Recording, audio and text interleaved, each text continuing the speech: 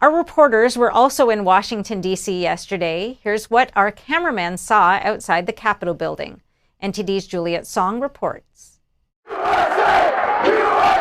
Around 4 p.m. on Wednesday, an NTD staff member arrived at the Capitol building. Here's what he saw.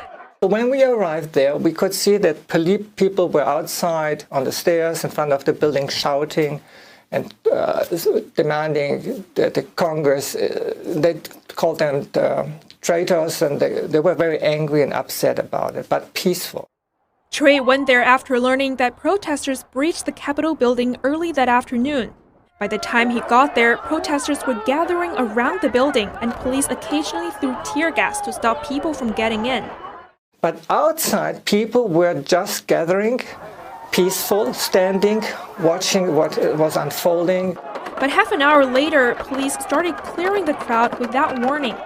What I would have expected is that the police is giving an announcement: we are clearing the area, please leave the area peacefully, otherwise we will do this and this and that. They didn't do that. Instead, the police were marching towards the crowd, hitting their shields with batons, and at one point started pushing away protesters.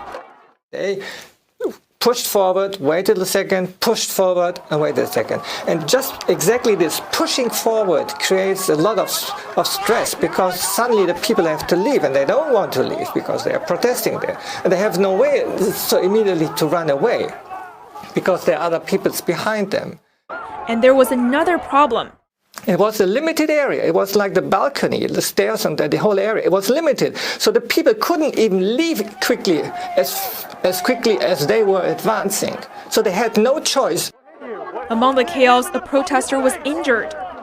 And he was lying on the ground. So then the police stopped a little bit. The protesters were around this person trying to help him because he was bleeding all over the place, and I filmed that as well. And they stopped there for a moment because he was really, he was hurt, badly hurt. And other protesters were helping those who were sprayed by tear gas. Good, brother. All right, you're good. Let it sit for a few minutes and you'll be all right. All right, man. Appreciate it. Thanks for coming. Thanks for coming. I love you, man. I love you. I love all of you. Let's keep going. Police cleared away the crowd at around 5 p.m. and protesters started leaving the area. Juliet Song, NTD News. There's been much controversy over who forcefully entered the Capitol building during Wednesday's protests. They've been labeled solely as Trump supporters by most media, but video footage appears to show a different picture. NTD's Grace Coulter has the story. Trump supporters have largely been blamed for the violence against police officers and property, but video footage appears to show a different story. This video, taken by NTD's on-the-ground reporters, shows Trump supporters trying to stop the people smashing windows of the Capitol building and calling them Antifa. You can hear them saying, "Anyone who does this is not with us." It appears other protesters grab his leg and pull him down to stop him from breaking the window. Other videos show pro-Trump protesters booing those breaking in and calling them Antifa. This video appears to show them trying to stop the people smashing windows and shoving them towards the police. We do know that many genuine Trump supporters did make it inside the barricades of the Capitol building. A number of them say they didn't use violence to get in, but were let in. In this video, police appear to open the barricades.